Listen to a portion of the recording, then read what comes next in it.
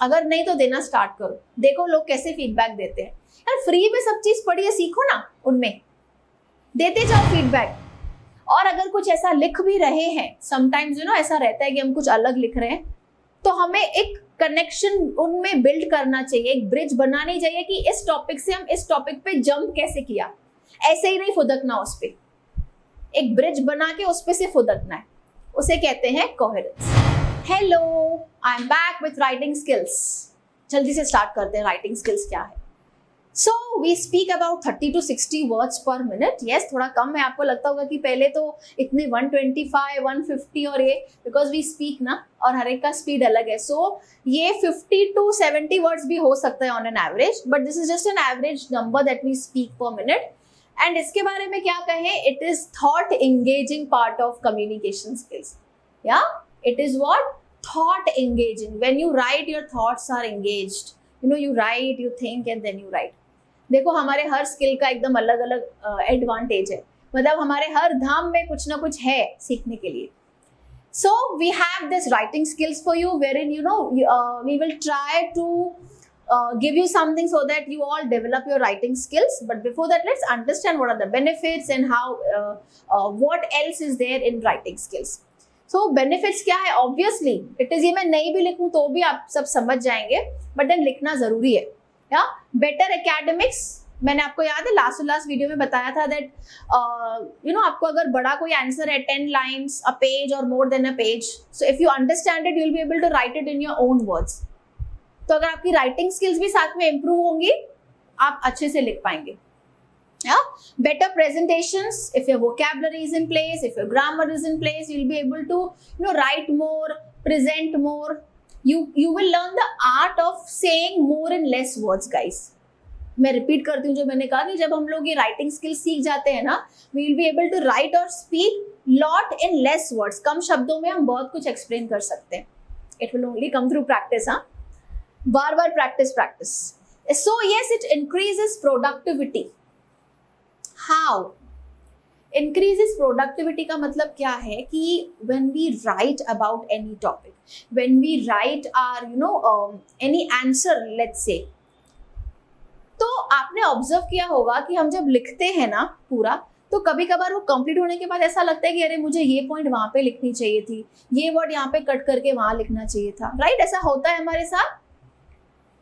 तो when we realize that, we try not to do the same in next, right? Don't we do that?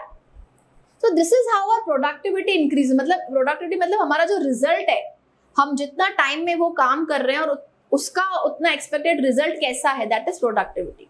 So now to improve, what should we do is we should take some topics, write it, go on writing. Then जो mistakes आ रही है उस पे वो arrow mark करके वो लिखो, cut करके वो लिखो, पूरा rough chart बना दो, एंड देन फिर से आप वो लिखो, देन यू विल सी आपका प्रोडक्टिविटी कैसे बढ़ता है। A lot more guys, seriously the list is endless. Now when it comes to writing, I am sure आपके दिमाग में भी ऐसे यहाँ से ग्रामर निकल रहा है, ओके, यहाँ से वोकैबुलरी, यहाँ से सेंटेंस फॉर्मेशन, यहाँ से लिंकिंग वर्ड्स, यहाँ से कॉम्पोजिशन, एसेस, क्योंकि writing is something you all are involved in every class. So don't worry, we will cover that also. Let's understand the types of writing. We have descriptive writing, we have persuasive writing and we have feedback writing. Actually बहुत types होते हैं, पर जैसे आपको याद है listening के types, reading के types, मतलब हम जब listen करते हैं तो we need to take that angle and think accordingly. वैसे ही when we write, we need to take that mindset and write accordingly. So like it's descriptive writing. What is descriptive writing? When we have to describe something. For example, if you have to describe a fruit, you have to describe a state, you have to describe a country, you have to describe yourself.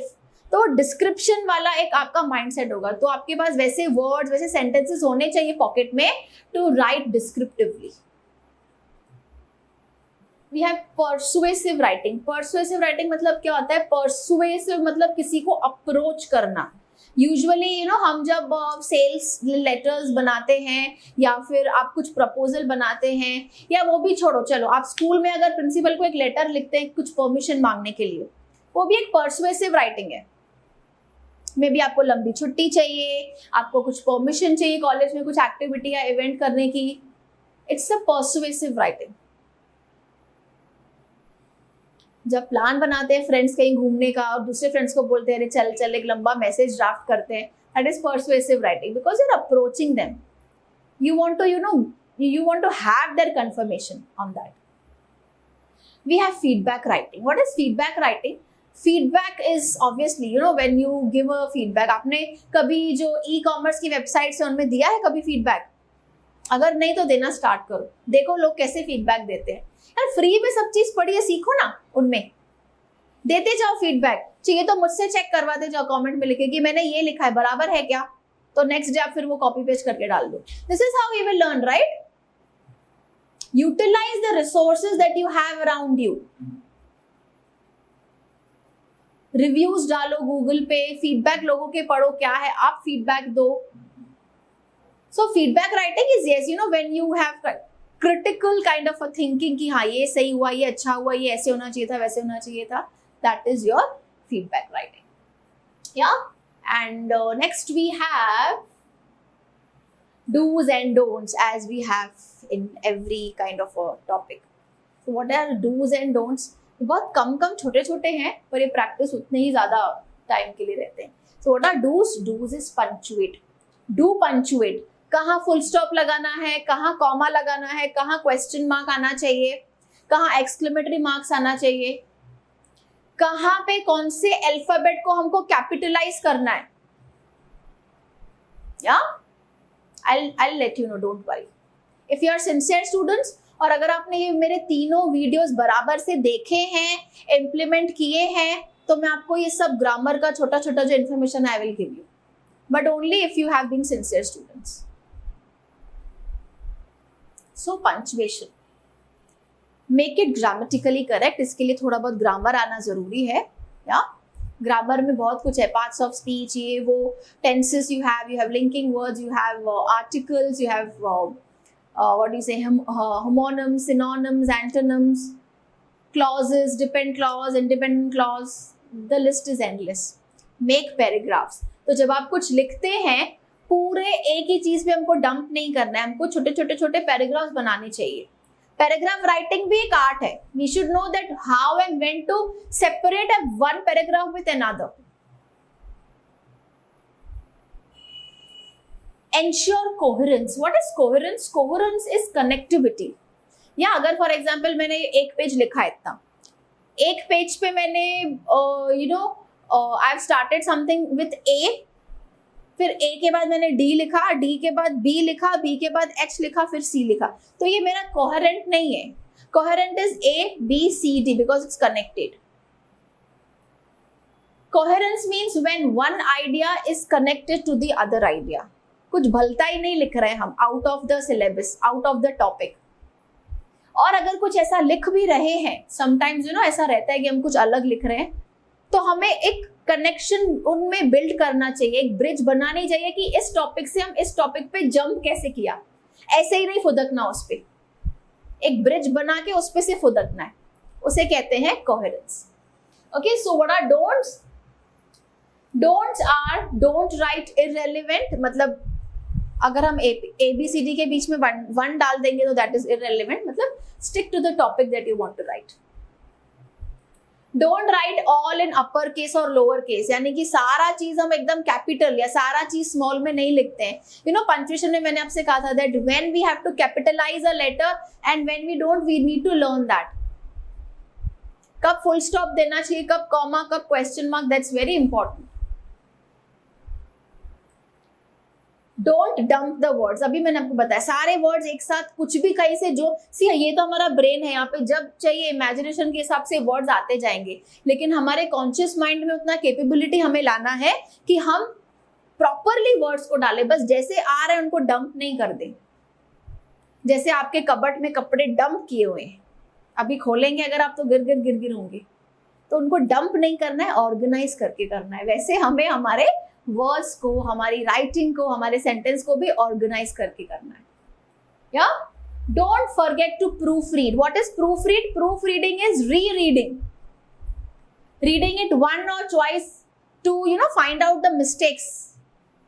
अगर आपने एक speech लिखा है and if your teacher says to proofread, this means that she wants you to read it again, not coming that हाँ ma'am बराबर है, but rectifying it, कुछ ना कुछ मिस्टेक निकाल के उसको फिर से दूसरा वर्जन बनाना है. प्रूफ रीडिंग इज री reading, a kind of critical reading, कि कहीं कुछ और मिस्टेक तो नहीं है, and you make changes accordingly. या so this was about do's and don'ts of writing skills. Now you see that activities जो मैम ने लिखी नहीं, वाह हम लोग बच गए. नो ऐसा नहीं है, I am not going to spare you. ये मामले में I am a little strict, not strict but I should say I am very firm on this. Activity करनी है, उसी से ही तो हम सीखते हैं.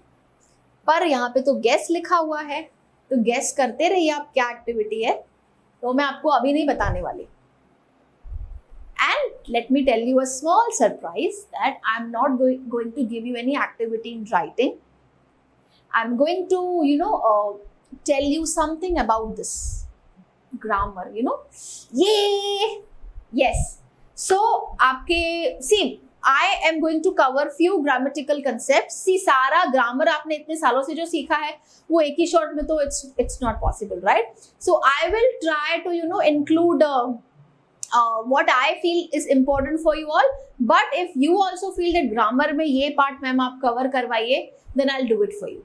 But आपको mention करना होगा comment box में.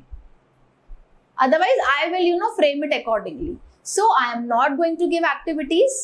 I am going to quickly move to another set of video wherein, I'll be taking you through the grammar. And then वो grammar खत्म होने के बाद उसमें activities होंगी. तो आप इससे तो बच गए, पर वो ग्रामर में है अलग अलग एक्टिविटीज. या सो नेक्स्ट वीडियो में वी विल हैव ग्रामर, थोड़ा सा टेक्निकल, थोड़ा सा इंफॉर्मेशनल, थोड़ा सा थियोरेटिकल, थोड़ा सा practical. So with this we cover our 4 Dham का यात्रा. we have covered our 4 aspects of communication skills: speaking, listening, reading and writing. सबसे पहले हमने क्या सीखा? listening. So we need to enhance our listening skills so that we can speak. We need to also enhance our reading skills so that we can write. So all are interconnected with each other. And guys, I am just reiterating, जो भी अभी हमने पूरा ये इतने videos में cover किया है, उसको 2 लाइन में समराइज करना हो तो daily 5 minute listening, 5 minute speaking, 5 minute reading, 5 minute writing कीजिए. 5 4 20 minutes. 20 मिनट्स आप सिर्फ अपने आप को दीजिए and then see how it happens. But सबको ये चारों को दीजिए, सिर्फ स्पीकिंग नहीं, सिर्फ रीडिंग नहीं, सिर्फ राइटिंग नहीं, या सिर्फ लिसनिंग नहीं, चारों को टाइम दीजिए. Okay, thank you so much for listening. So I will be back with few grammatical concepts for you. Yeah, bye bye, take care. EduHub, India's online learning hub. Download the app now.